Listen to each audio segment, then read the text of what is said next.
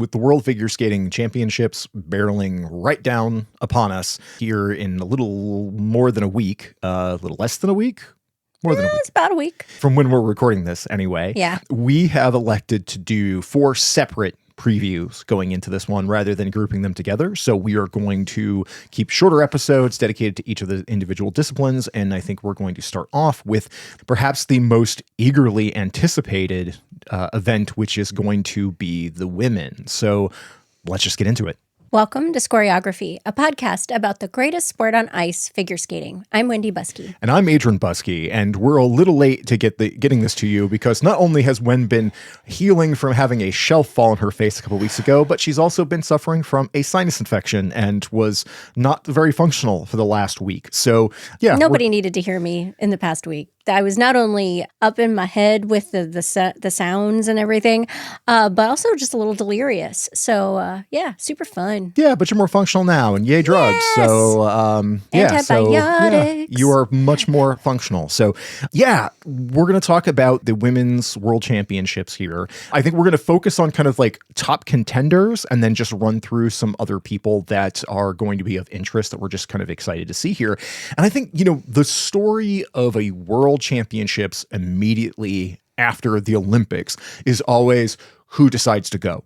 Exactly. Because a lot of people decide not to. And at the point when we're talking about this, there are withdrawals happening kind of every day. Yes. And so we could talk about some people and have them decide at the last minute to not go. So, we have to put the caveat on all of this that there's still time for people to withdraw before this thing takes place. So it's cutting close at this point, but yeah, there's still a shot that anyone we mentioned may not show up. But I mean, I think that the main person that a lot of people are going to be a little disappointed not to see here is our now Olympic champion, Alysa Liu, who understandably withdrew. Yeah, I mean, Alysa Liu is the most popular person on the planet currently. At the moment. She's too famous to be at this World Championships at the moment. I mean, give it a year and it'll calm down a little bit. Right, it'll yeah. be fine. But I mean, she has been just the skating breakout that we've been waiting for Yes. years, for somebody to make that leap back into the zeitgeist for pop culture to get excited about. And people are excited about Alysa Liu. So, I mean, I hear about her daily from people that had never talked to me about figure skating. They all know her name. They're all very excited. I feel this odd sense of like protectiveness towards her, though. I'm like, you be nice. Yeah, she's ours. Like, she's one of ours as a community. We have to like form up ranks around her. But, she was just at the Oscars and at the Vanity Fair parties for it. And she was in and her and Maddie Chalk both. Which was really fun to see them hanging out and meeting celebrities and just getting to have that moment together. And kudos, Rare Beauty, for noticing what happened at the Olympics of her finding her Rare Beauty lipstick and then now doing all of her makeup for the Oscar parties. I'm like, very smart move on their part, because that was another viral thing, that it was like the $24 lip gloss that Alysa Liu gold medalist was obsessed with there.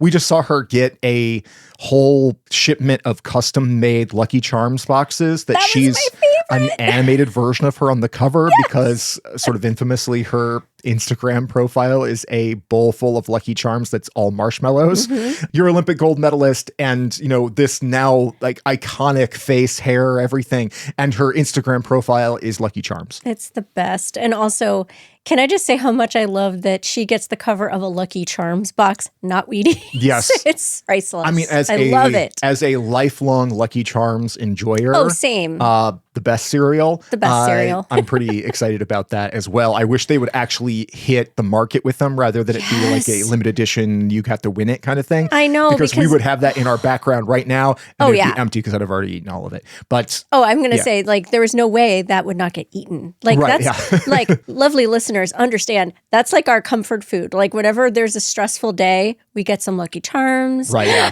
It's good stuff. Yeah, it's a rare thing, but once in a while. Yes, special treat. Yeah.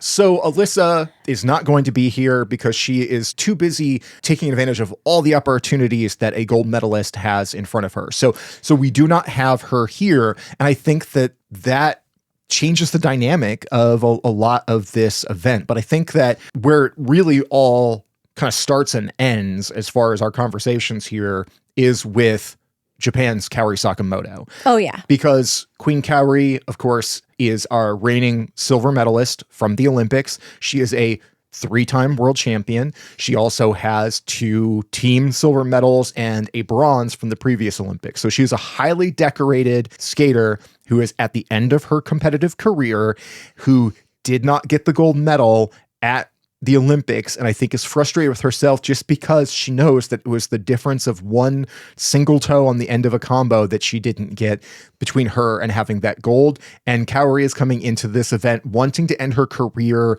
on a high, not on the I made a mistake that cost me an Olympic gold medal. Right. I would love to say that it is like she just wants to have 2 performances she's really excited and proud of. And I think that ultimately that is what it is. Yeah. But if Kaori does 2 clean programs that she's really proud of, she wins. Right. And that's how it should be. And I don't say that in the sense that she should have beaten Alysa. You know, the right person won there. It was all good. Here, we know what Kaori can do. We all, and I say all, I'm being assumptive here, but it's hard not to want Kaori Sakamoto to come in here and prove to herself and to everyone, like, I'm leaving on top. And I want this for her so much.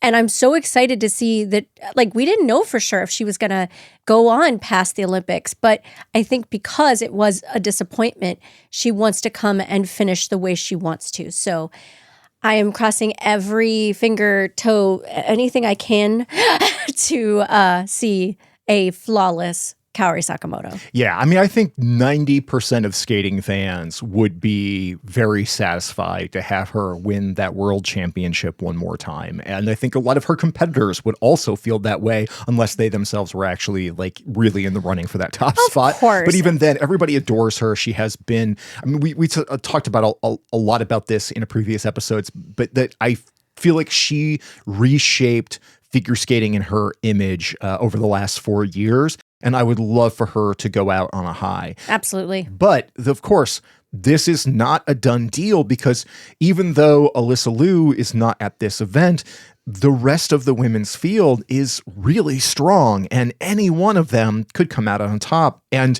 very notably, Ami Nakai, her countryman, who came out with the bronze at the Olympics after being first after the short program, is going to be coming into this event also like as a very, very strong contender for the top of it.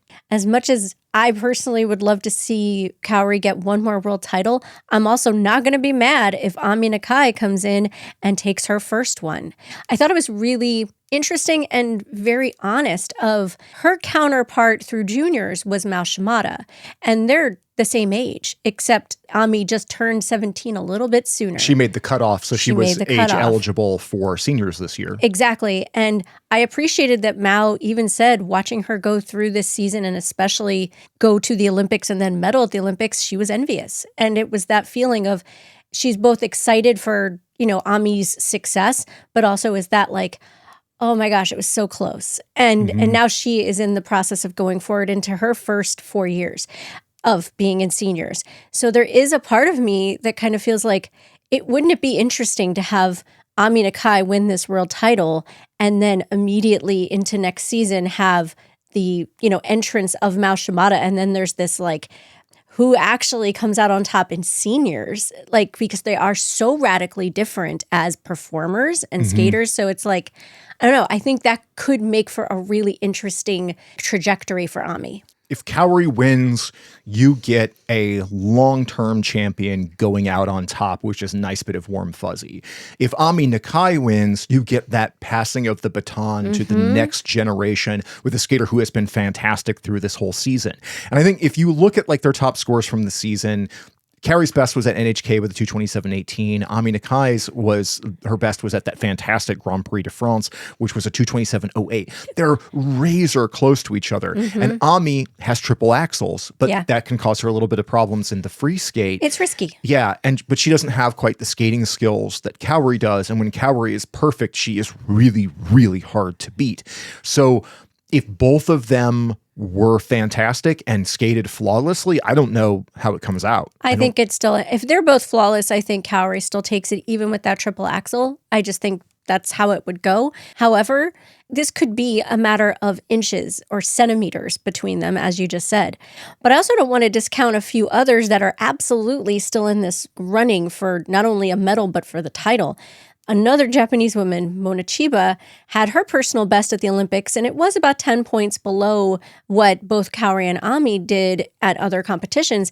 However, it's still absolutely in contention here, and on the right day, Mone could take this. I think that Mone, of everybody going in here outside of Kaori, is going to have something to prove. She wants on this podium. Because she just missed the podium at the Olympics. It was so close. You know, a year ago, she was the second Japanese woman behind Kaori. She was the heir apparent, and she's so good. But then Ami Nakai just came in and upset the balance of everything by being spectacular the entire season. And I think Mone has been kind of scrambling to keep up with it. Here, I think that she's got something to prove, that she's going to step into the leadership role of the Japanese women after Kaori is gone. That's my expectation. And I've worried a little bit about her over the course of the season because I think that of these three women, she has shown the most of the pressure of all of it, that it's like that it's taken its biggest toll on her.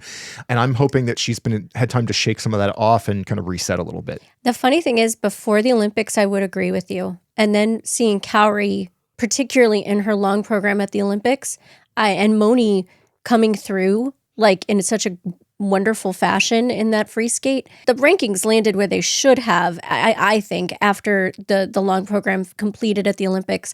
But I feel like Mone showed up in a better form, whereas I feel like Kaori, you could feel her tension, you could feel those nerves and all of that immense pressure on her. So coming into Worlds, that immense pressure is gone. So I'm really curious to see how they kind of rise to the occasion after such a big moment. That's a curious thing for me with all the competitors in this World. Same. Do they feel a relief post-Olympics, or does Worlds take on, now that there's been some time to separate themselves from the Olympic experience, do they ratchet back up to that same level of intensity that you would normally have with Worlds? And I just don't know. And with a bunch of people missing here, I don't know how that changes the feel as well. But there's a couple of people that could easily upset the three great Japanese women here. I think a great first one to talk about is Niina Petrokina from Estonia, because she's our reigning European champion two times over, and she performed really well at the Olympics. She was wonderful. Niina is always a threat. She is an extraordinary skater. She doesn't have quite the technical arsenal that say Ami does, but man, when she comes through, she comes through. Yes, and she is a solid competitor. It's not that she can't falter, but what we've seen in the past 2 seasons, really outside of the time where she's had to come back from injury, whenever she has been at full capacity, she's really solid and steady. So while she might not have everything that those other 3 women have just yet, I still absolutely think that she is a threat for the podium, 100%. Yeah. And Niina peaks late. She does. She is kind of like a Mikhail Shidorov in the sense that they are people that they tend to show up strongest right at the end of the season when it matters. You cannot count her out here. I mean, her top score of the season from Europeans was 2:16.14. That's just a little bit less than Mone, and that is definitely on the right day a podium score. So, definitely in the running here, but very, very close to that score. And another person who wants to come in here and lock down a medal is the US's Amber Glenn. I feel like it's interesting that we waited until now to talk about Amber, because I do feel like there's so much outside of Kaori. There is so much sentimental, please, Amber, we just want it so bad for you. I want a world medal for Amber so bad. So badly. It's really almost hard to talk about because we saw 2 different versions of Amber at the Olympics. We saw that one blip of a mistake in that short program that cost her a medal. One tiny error in that short program, a double instead of a triple. Yep. And I still find it interesting that I've had several people that don't understand skating ask me why that happened. Because they don't understand she got no value out of that. Exactly. Yeah. I've had to explain that multiple times because they're like, well, she didn't fall. I'm like, that's not and everything. And she was brilliant in the free skate. Yes, and she was incredible in the free skate. And that 2:14.91, that's her current season's best, which was at the Olympics, notably. It's not what she's capable of. Like all season, she has not had internationally that fantastic short and fantastic free. It just hasn't quite happened, with both of them. So I really do feel like there is every chance that she could come here and end up on this podium. She could win. We don't know until we see it, but I have not heard whether or not Amber is continuing. I'm hoping she is. I haven't heard any rumblings that she's not, just to be clear. No idea. But if nothing else, I sincerely doubt she's going to be around necessarily till the next Olympics. I could be wrong, but I'd be surprised. So I'd love her to come out of this Olympic Games going into next season with a lot of momentum, because I think a world medal here would only support and help her thrive through the summer going into next season. Right. I think that when you look at another one of the American women who's going to be here, Isabeau Levito, here's somebody who has I think two things kind of sitting on top of her. One is that, she didn't make it to the podium at the Olympics. I mean, obviously most of them didn't, only 3 did. But there was a lot of talk going into it here in the States about they could sweep the podium or whatever. And Isabeau, despite being absolutely fantastic, was not really kind of in the conversation for the top of that, even though she is a world medalist. I mean, she is very capable of coming in on the day and making it happen. It just didn't work quite as well at the Olympics. So I think that she's coming in here, like a lot of these women, with something to prove, to show that she is more than a tiny error on the biggest stage, but also the thing that comes into play here is that Worlds decides who gets spots at the next Worlds. Exactly. And so when you've got teams sending softer competition because people are pulling out, then it's really putting spots at next Worlds in jeopardy. So we need a really strong team here representing us. Absolutely. Isabeau and Amber, and the third American, because Alyssa's not going, is going to be Sarah Everhardt at her first Worlds, which I am so excited for. But they all need to get close enough in those rankings to make sure that the U.S. retains 3 spots. I mean, the same goes for Japan. I have a little less concern about it, I'll be honest. Yeah. But at the same time, anything can happen. We don't know. Isabeau and Amber staying in that kind of zone, as long as they don't fall apart in some way, seems fairly reasonable and likely. Yeah. Sarah Everhardt has in the past been wonderfully consistent, but she's had some trouble this season, and her top score of the season didn't quite break 200. But the judges have not been super kind to her through a lot of this season, and her free skate took a lot of refinement to get to the point where it was looking really good. But I'm very excited for her to get in here. Now, notably, she was the second alternate. Brady Tennell was technically the first alternate, but she had already decided during the Olympics that she was going to take herself out of that equation. She, as far as I know, intends to still keep going, but just for whatever reason with her training or whatever, was not ready to make this jump. So Sarah's gotten the call up. Hopefully she's had the prep time and she's ready for it. I'm very excited to see her on the world stage. And the biggest job for her is just to do well for herself and try to lock that 3rd spot. Yep. I am really interested to see what we get here from the 2 Korean women, Haein Lee and Jia Shin. Their best scores of the season were really close. Like Haein was a 2:10.56 at the Olympics, where she was really wonderful. And honestly, I felt a little underscored. And she was definitely underscored in the short program. Yes. Jia Shin had a wonderful free skate at the Olympics, but her season's best was at Nebelhorn Trophies a long time ago. Yeah. That said, these 2 women on the right day can still be in that conversation for medals. Like Haein Lee is a former world silver medalist, let's not forget. Yeah. So it's not out of the realm of possibility. I do kind of more expect them to be kind of farther down, but still in the top 10. Both of them could still stay in the top 10 for sure. I think Haein has been really steady towards the end of this season. Really has. She's been very, very consistent. I think most people would have expected through the end of the season to have Jia Shin and Cheon Kim be the two major representatives. It just was not a great season for Cheon Kim. No, she is the first alternate, the first substitute alternate for Korea if one of these two women pulls out.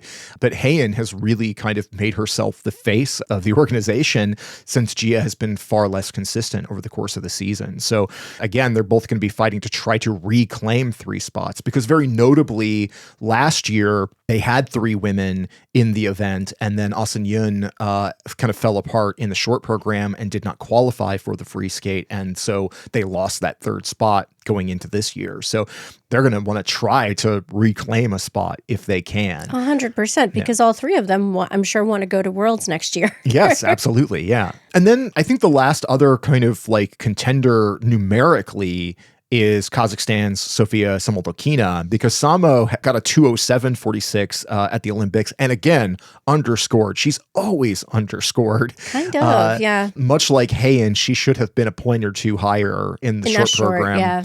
And Samodelkina is just a really, really enjoyable skater. She's got such an effervescent personality that I really appreciate seeing out on the ice. And she tends to get slotted in earlier groups, and that always seems to have an impact on how she gets scored. And I think that obviously is going to change, because the more she competes, the higher her ranking gets, and she'll move up. So I do feel like to a certain degree, it's kind of holding her back a bit. But also, like, I do just sort of wonder sometimes if like her style isn't just always the most embraced, even though audiences love it. Yeah. I love it. So I'm kind of confused sometimes whenever I see her scores, but a 2:07.46 at the Olympics was wonderful overall for her. I mean, I still love whenever she was getting off the ice in her free and she just did this like easy peasy. Yeah, so cute. It was adorable, and I think she is someone we're going to see in medal conversations over the next 4 years. Yeah, and even though there's a good 20-point spread from her to Kaori Inami's scores there, she could be in like that top 5. Altogether, I mean, just with that group of women, I mean, that's a really exciting competition for the podium and for the top 10. So, I do want to mention, too, that one person that I don't have in our notes but is absolutely going to be here, and I don't want to forget, is Niina Pinzaronne, because she's also in that top 10 conversation. Well, and that was a thing I was going to bring up, because like right now, as I understand it, Luna Hendricks has withdrawn. She withdrew, yes. Yes. She is still listed in the ISU roster as a substitute, which is kind of weird. Yeah, but I don't think that's But she's being replaced by Jade Hoving, who is not a skater that I'm familiar with. But that's a major competitor who is not going to be at this event. But Niina Pinzaronne, very similar in some ways to Niina Petrokina, had a really rough early part of the season and then started to bring it back together right towards the end. And I'll be very curious to see what she does here, because I really, really enjoy Niina Pinzaronne's skating style and her just like point of view on the ice. This whole season, she's just never looked quite as secure, quite as confident as she did in the previous season. Agreed. So I'll be curious to see, with a little bit of downtime, maybe some rest, hopefully like a chance to continue like healing up from the things that were plaguing her earlier, that she'll come in here strong. But she just has not been as competitive over the course of this season to kind of match up with the rest of these women. But yes, she is terrific. Another skater that we won't see here is Kimmy Repond from Switzerland. Kimmy has been injured through the course of this whole season. She did go to the Olympics. She did not perform super well there, but it was clear that she was not 100%. Yeah. I think that, as happened with a number of skaters, just being there was the success. But she has said post the Olympics that she just really wasn't quite ready to compete again, and so the Worlds is off the table for her. Also, notably, her sister, who has been her coach for a long time, is moving on from figure skating coaching into being a therapist.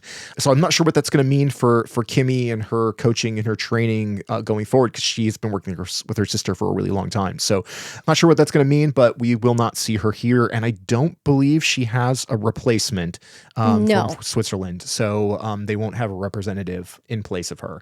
But just a few other people to kind of talk about, people I'm looking forward to, not necessarily going to be super competitive, but that I'm always happy to see. I'm a big fan of Olga Mikutina from Austria. Olga is really fun. She's got kind of a rock and roll style that I appreciate, especially when she does that Nothing Else Matters program.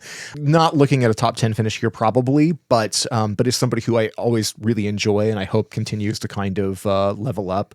And I'm going to be curious what happens with the Canadians here. I believe Maddie Schizas is going to be here again.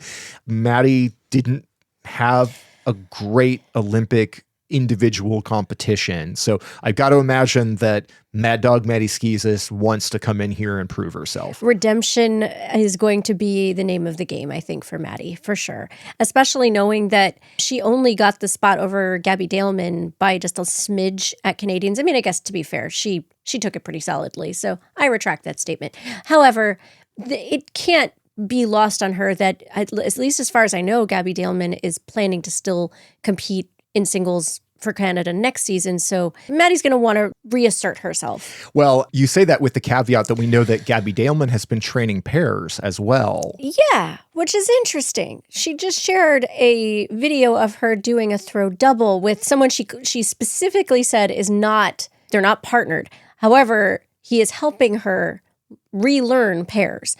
Fascinating. She did not say, now I'm going to be a pairs girly, but she did not say that. And when you're sharing videos of you doing throws, it's interesting. Yeah. I'm fascinated by this. I'm here for it. Between her and Star Andrews going into pairs, I'd be really excited. Yeah, and we'll talk about more of this in the pairs preview episode, but like pairs always tends to get volatile right after the Olympics and at the end of seasons, and we already know there's some volatility with some things changing out, so things we don't know enough about yet to even comment on them, but like certainly there's change of brewing. There is change of brewing. But I mean, I think that a Gabby Daleman showing up in pairs, just like you said with Star, could be really exciting. But Gabby is the first substitute here, but I will fully expect Maddie Schizas to show up here. Oh, 100%. Mad and ready to like reclaim things a little bit.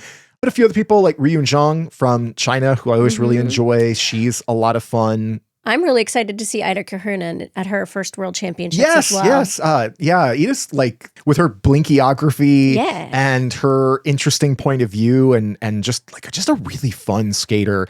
I'm going to be really fascinated to see like what she does over the course of her career because like she's just so entertaining. So she's just such a fascinating skater. She really is. It is kind of a shame that her countryman Olivia Lisko won't be there. They've only got one spot. I am sad about that. I really like Olivia Lisko's skating as well, but I believe Anastasiia Gubanova is still slated for an appearance here. Yes. And we don't have her in this contenders list. And that's a shameful thing. We absolutely should have her in this contenders list. I am sorry. I think that, off the top of my head, I can't remember what her top score of the season is. But it is above several of the people we mentioned. So my apologies to Anastasiia Gubanova. Yeah, I was going to say, because Goobs is fantastic, and she was great at the Olympics. She was wonderful at the Olympics. She was really, really good in the team event, and she has just really performed so well this whole season. I'm excited for another chance to see her Ghost program, because that really grew on me over the course of the season. And it's always so refreshing to see a skater who loves a program as much as she loves skating that one. And yeah, so like we really should have had her slotted in there. Yeah. I want to say that she's in like the low 200s as far as her top score of the season. I can't remember off the top of my head. I want to say it was like 202 or 203. I could be entirely wrong. This is just, I don't remember numbers well at all. So I'm not sure. But also, I mean, we don't have in this list is Lara Naki Gutmann. Oh my God. Okay, my notes suck. I mean, Shark Naki is one of my favorite skaters in the entire competitive landscape. And it's been a long season, y'all. Yeah. Notably, Lara Naki Gutmann now has an Olympic bronze medal as part of the Italian team. That. And it didn't work out quite as well for her in the individual competition, but I love these programs. She's just so wonderful. Like, I love Lara Naki Gutmann. I'm just sitting here in a ball of shame.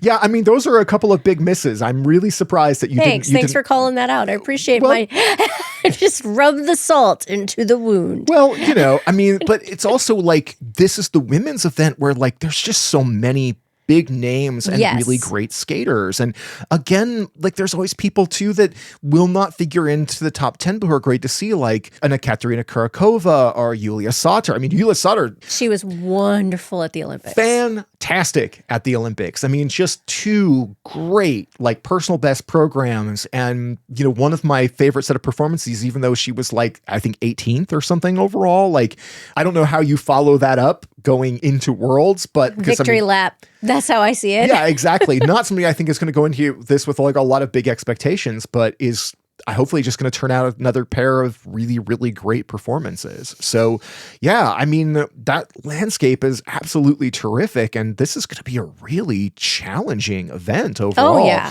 I don't really know how to pick winners here. Pick a podium, but I suppose we have to. Yeah, I was just going to say, you gotta, we're here. We got to go with picks. So I'll start. Sure. I have not thought about this at all because I have been dealing with sinus infection stuff.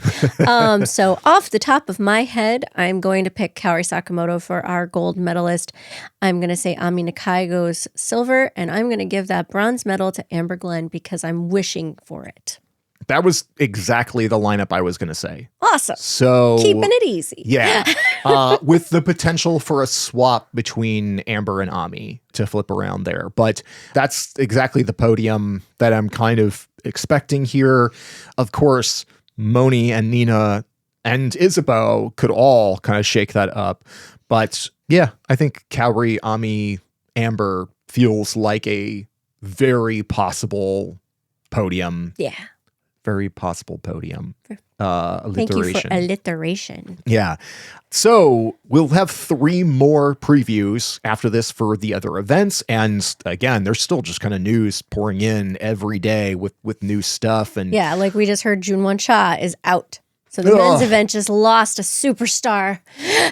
Very sad. Yeah, I mean, the men's event will not have him, will not have Shidorov, will not have Mateo Rizzo. Who knows who else at this point? Right, yeah. Probably have a few. The pairs event has a lot of people pulling out of it as well. So, yeah, it's going to be very interesting to see how this all shakes out. But the only dance team that I've heard has pulled out is Chalk and Bait. So I actually think we're going to see. We know Gutmann and Fabry are not going to be there either. Oh, that's right. Yeah. So yes, we are seeing tons of withdrawals. We still may see more before the next time we record, but that's another day's problem. Yeah. So in the meantime, let us know in the comments, who's your prediction? Do you think ours are on point? Are you looking for a shakeup? Like, do you have a fave that you think could just leap up the podium and make it happen? Let us know in the comments about that. And then we're going to be back with you really soon. I'm not sure which discipline we're going to talk about next. Pairs. We're talking about pairs. Okay. Yep. So the next one we'll be talking about pairs. So we'll cover some of this stuff in the next one. So look forward to that. And for Choreography, I'm Adrian Buskey. And I'm Wendy Buskey. We will talk to you very soon. Bye.